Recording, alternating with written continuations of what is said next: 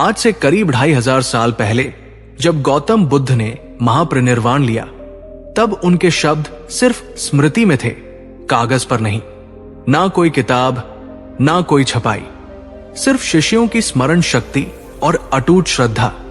लेकिन सवाल यह है, कैसे सुरक्षित रहे वे उपदेश जब युद्ध हुए, आक्रमण हुए, राज बदल गए और सभ्यताएं मिट गई? कितनी बार भिक्षुओं ने अपनी जान जोखिम में डालकर इन शिक्षाओं को बचाया? कितनी बार जंगलों, गुफाओं और मठों में बैठकर उन्होंने हर शब्द को दोहराया ताकि सत्य की वो ज्योति कभी बुझ न जाए।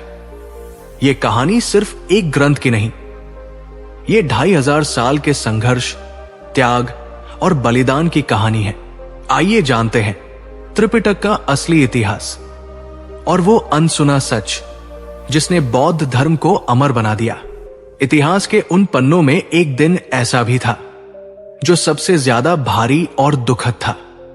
कुशीनगर के घने साल वनों के बीच एक पूरे युग का अंत हो रहा था।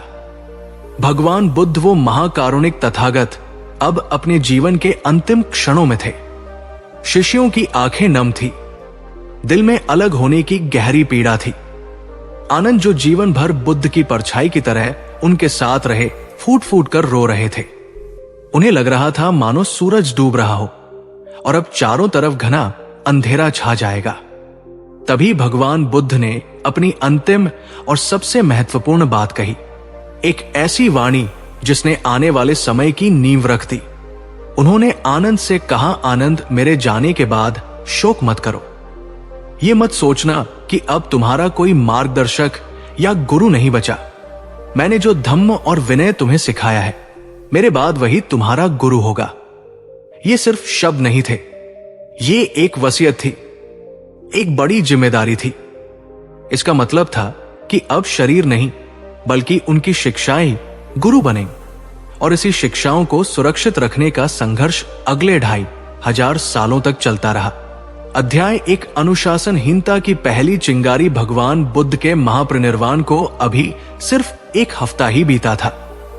पूरा भिक्षु संघ गहरे शोक में डूबा हुआ था। लेकिन इसी दुख की लहरों के बीच एक विद्रोही आवाज उठी। सुभद्र नाम का एक बुजुर्ग भिक्षु जो अभी संघ में नया नया आया था और पूरी तरह पका नहीं था, निर्लज्ज होकर बोला, अरे तुम लोग रो क्यों रहे हो?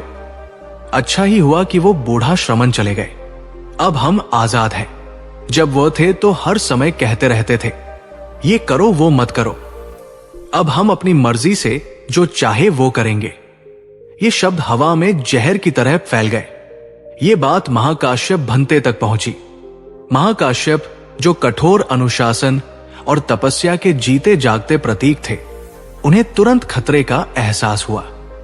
उन्होंने सोचा, अभी तो तथागत की चिता की राख भी ठंडी नहीं हुई और अधर्म सिर उठाने लगा है। अगर अभी इन शिक्षाओं को संभाला नहीं गया तो ये अनमोल ज्ञान ऐसे बिखर जाएगा जैसे तेज आंधी में बिना धागे के मोती इधर उधर छिटक जाते हैं। अध्याय 2, राजगृह की गुफा और आनंद की परीक्षा। तथागत के महापरिनिर्वाण के लगभग 3 महीने बाद मगध के राजा अजातशत्रु के संरक्षण में राजगृह की सप्तपर्णी गुफा के बाहर एक बड़ा मंडप सजाया गया। इसका एकमात्र उद्देश्य था बुद्ध की वाणी को एकत्र करके सुरक्षित करना।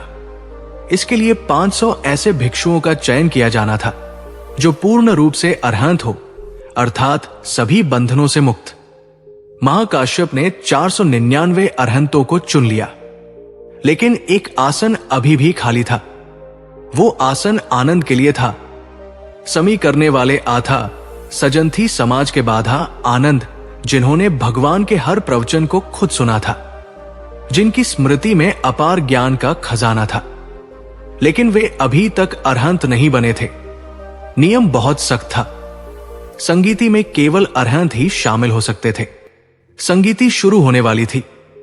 आनंद पर भारी दबाव था। क्या वे बाहर ही रह जाएंगे? क्या बुद्ध की शिक्षाएं उनके बिना अधूरी रह जाएंगी? उस रात आनंद ने गहन विपश्यना की। वे सोने के लिए लेटे सिर तकिए पर पहुंचा भी नहीं था। पैर अभी जमीन से उठ रहे थे कि ठीक उस बीच की अवस्था में उन्हें परम ज्ञान प्राप्त हो गया।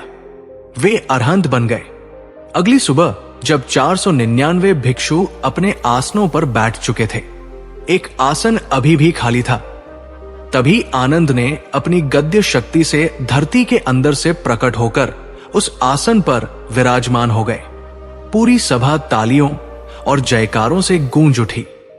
इसके बाद महाकाश्यप ने कुछ महत्वपूर्ण प्रश्न पूछे। उपाली भंते ने विनय पिटक यानी संघ के नियमों का पाठ किया। फिर बारी आई धम की।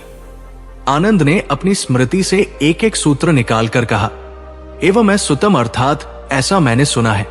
पूरे 7 महीनों तक ये महान कार्य चलता रहा। 500 भिक्षुओं के कंठ एक साथ उन वचनों को दोहराते। कहते हैं कि जब धम्म और विनय का ये संकलन पूरा हुआ तो मानो पृथ्वी भी खुशी से थिरक उठी थी। इस तरह त्रिपिटक का जन्म हुआ। अध्याय 3 100 साल बाद दूसरी बड़ी चुनौती समय का चक्र घुमा। भगवान बुद्ध के महापरिनिर्वाण को पूरे 100 साल बीत चुके थे। महाकाश्यप का वो डर जो कभी लगा था, अब फिर साकार होने लगा। वैशाली के कुछ वज्रपुत्र भिक्षु नियमों में ढील देने लगे। वे खुलेआम कहने लगे, थोड़ा सोना चांदी रखना क्या बुरा है? दोपहर के बाद भी भोजन कर लेना कोई बड़ा पाप तो नहीं। धर्म की शुद्धता फिर से खतरे में पड़ गई। तब यश नाम के एक महान अरहंत भिक्षु ने जिम्मेदारी उठाई। वे कांडक पुत्र थे। राजा कालाशोक के समय में वैशाली के वालुकाराम विहार में दूसरी धर्म संगीति बुलाई गई। 700 अरहंत भिक्षु वहां एकत्र हुए। पूरे 8 महीनों तक गहरा विचार विमर्श चला। हर नियम को, हर शब्द को फिर से कसौटी पर कसा गया। यह तय किया गया कि बुद्ध की वाणी में एक अक्षर भी ना जोड़ा जाए, ना हटाया जाए। धर्म फिर से शुद्ध और मजबूत हो गया। कहते हैं कि पृथ्वी एक बार फिर खुशी से कांप उठी। लेकिन ये शांति आने वाले बड़े तूफान से पहले की शांति थी। अध्याय 4 चंडाशोक से धर्माशोक तक बुद्ध के परिनिर्वाण के लगभग 218 साल बीत चुके थे।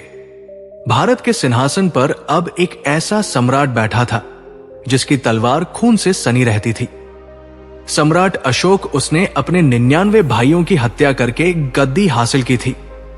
लोग उसे चंडाशोक कहते थे।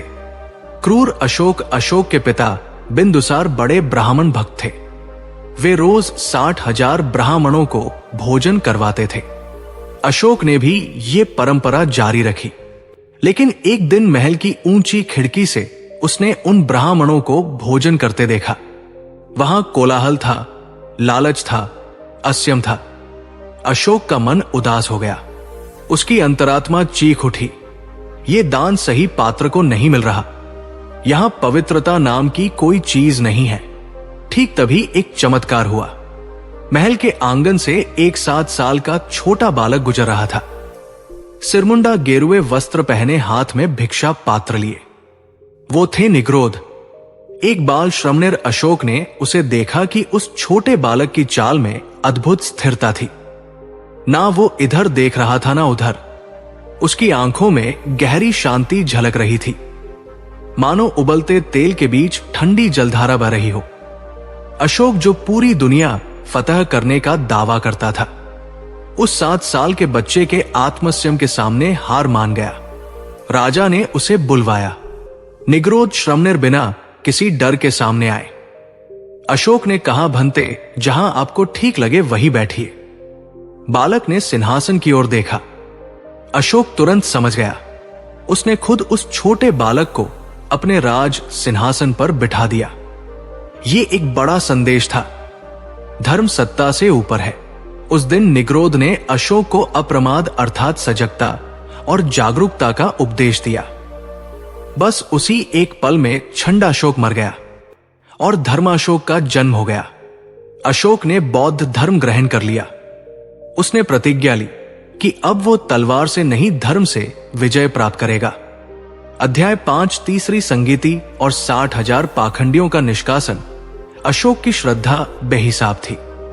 उसने पूरे देश में 84,000 विहार बनवाए। भिक्षुओं के लिए राजकोष के दरवाजे खोल दिए। लेकिन जहां गुड़ होता है वहां चींटियां तो आती ही है। राजसी सुख और सुविधाओं के लालच में दूसरे मतों के लोग जो बौद्ध नहीं थे चुपके से गेरुए चीवर पहनकर संघ में घुस आए। नतीजा यह हुआ कि पूरा संघ दूषित हो गया। सच्चे भिक्षु इन ढोंगियों के साथ उपोसत यानी पाक्षिक सभा करने से इंकार कर दिया।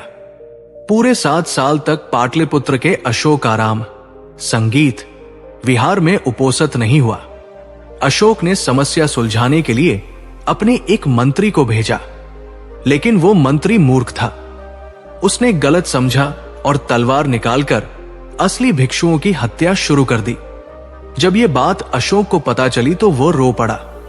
उसका शरीर कांपने लगा। वो बार बार पूछने लगा, क्या इस पाप का भागीदार मैं हूं? उसके संदेह को दूर करने के लिए मोगली पुत्र ततिश नाम के एक महान वृद्ध अरहंत को बुलवाया गया। उन्होंने अशोक को धैर्य से समझाया कि चेतना में अगर हिंसा नहीं थी तो पाप नहीं लगेगा, लेकिन संघ की शुद्धि बहुत जरूरी थी। अशोक ने एक अनोखा तरीका अपनाया। उसने सभी भिक्षुओं को एक जगह बुलवाया और सिर्फ एक सवाल पूछा, भगवान बुद्ध किस वाद के थे? उनका मुख्य सिद्धांत क्या था? सच्चे भिक्षु बोले, विभजवादी बुद्ध विश्लेषणवादी थे। हर बात को परिस्थिति के अनुसार समझाते थे, लेकिन पाखंडी अलग अलग जवाब देने लगे। कोई बोला शाश्वतवादी आत्मा अमर है, कोई बोला उच्छेदवादी मरने के बाद सब खत्म। अशोक ने तुरंत उन 60,000 नकली भिक्षुओं को पकड़वाया। उन्हें गेरुवे चीवर उतारकर सादे सफेद कपड़े पहनाए गए और संघ से बाहर कर दिया गया। अब केवल सच्चे भिक्षु बचे। इसके बाद तीसरी धर्म संगीति हुई।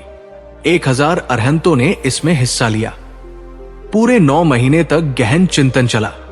मोगली पुत्र तस्थिर ने कथावथु नाम का ग्रंथ रचा, जिसमें सभी गलत मतों का खंडन किया गया।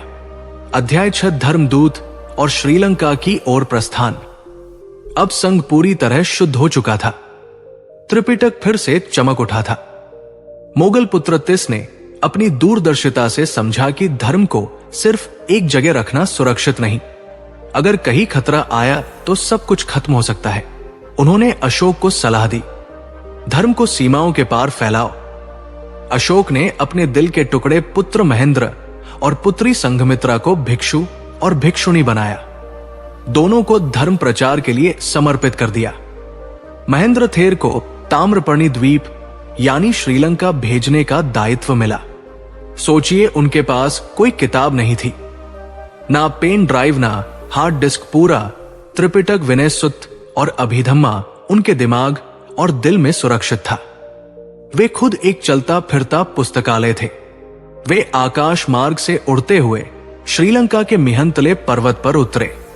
वहां उनकी मुलाकात श्रीलंका के राजा देवान पंपियत से हुई। महंत थेर ने पहले राजा की बुद्धि की परीक्षा ली। जब उन्हें लगा कि राजा वाकई बुद्धिमान और ग्रहण करने योग्य है, तो उन्होंने अपने हृदय का वो अनमोल खजाना खोल दिया जो वे भारत से लेकर आए थे। श्रीलंका की धरती धन्य हो गई। वहां अरहंतों की परंपरा शुरू हुई। राजा ने महामेघवन उद्यान दान कर दिया। अनुराधापुर बौद्ध धर्म का प्रमुख केंद्र बन गया। महेंद्र थेर के एक प्रमुख शिष्य बने अरहंत महा। उन्होंने महेंद्र थेर से पूरा त्रिपिटक कंठस्थ कर लिया था। गुरु शिष्य परंपरा इतनी मजबूत हो गई कि हजारों भिक्षु पूरी शिक्षाएं याद रखते थे। यात्रा वाकई अद्भुत थी। भगवान बुद्ध के मुख से निकली वो पवित्र वाणी महाकाश्यप के अनुशासन से, आनंद की अपार स्मृति से और अशोक की शक्ति से होती हुई अब श्रीलंका की धरती पर पहुंच चुकी थी। लेकिन अभी तक ये धर्म केवल स्मृति में था, दिलों में था, सांसों में था, हवा में तैरता था। इसे ना कागज पर उतारा गया था, ना ताड़ के पत्तों पर लिखा गया था। और आगे एक ऐसा भयानक समय आने वाला था जो इंसानी याददाश्त और धैर्य की सबसे बड़ी परीक्षा लेने वाला था। एक ऐसा अकाल जो 12 साल तक चलने वाला था और भिक्षुओं को घास फूस खाने पर मजबूर कर देगा। अध्याय 7 बेमिनीतिया सया। जब प्रकृति रूठ गई, श्रीलंका की धरती तो धन्य हो चुकी थी। अरहंत महंथेर के शिष्य महा अरठ थेर ने गुरु शिष्य परंपरा को और मजबूत कर दिया था। हजारों भिक्षु त्रिपिटक को पूरा पूरा कंठस्थ कर चुके थे। सब कुछ शांत था, पवित्र था, सुंदर था, लेकिन नियति को कुछ और ही मंजूर था।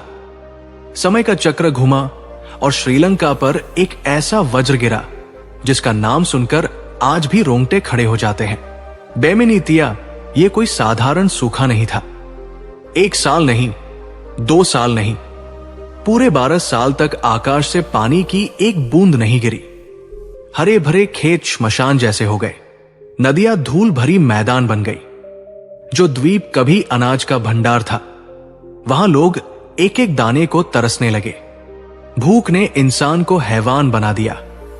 कहा जाता है कि लोग भूख मिटाने के लिए पहले मरे हुए जानवर खाने लगे और अंत में मरे हुए इंसानों तक को खाने पर मजबूर हो गए। बौद्ध विहार जो कभी हजारों भिक्षुओं के मंत्रोआर से गूंजते थे, अब वीरान पड़ने लगे। चितलय पब्बत और तिसाराम जैसे महान विहार, जहां 1,21,000 अरहंत भिक्षु रहते थे, वहां चूहों ने अनाज के भंडार खाली कर दिए।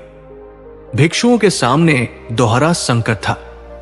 एक तरफ अपने प्राण बचाने थे और दूसरी तरफ भगवान बुद्ध की अमरवाणी त्रिपिटक।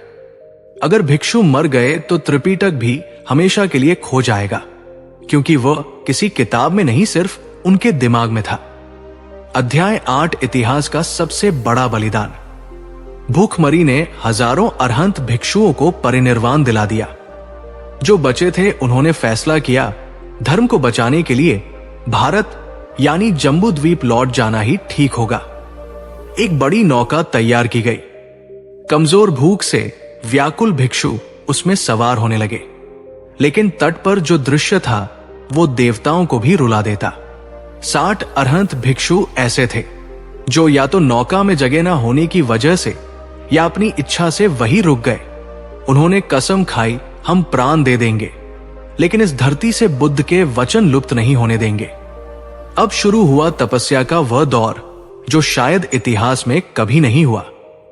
वे भिक्षु समुद्र तट पर ही ठहर गए। खाने को कुछ नहीं था। उन्होंने बीज पर उगने वाली बटिया, एक कांटेदार घास की जड़ें और तने खाना शुरू कर दिया। उसका रस कड़वा और कसला था, लेकिन वही उनका सहारा था। वे भिक्षु जिनके शरीर में सिर्फ हड्डियों का ढांचा बचा था, जिनमें चलने की ताकत नहीं रही थी, वे रेत के टीले पर बैठ जाते। जब बैठने की शक्ति खत्म हो जाती तो रेत का तकिया बनाकर लेट जाते, लेकिन उनके होठ नहीं रुकते थे। सूखे गले से, फटे होठों से बस एक ही आवाज निकलती, नमो तथागतस भगवतो अर्थो सम्मास बुद्धस, डैड अबादगाम एंड आईडीए आपका एंड इज इन।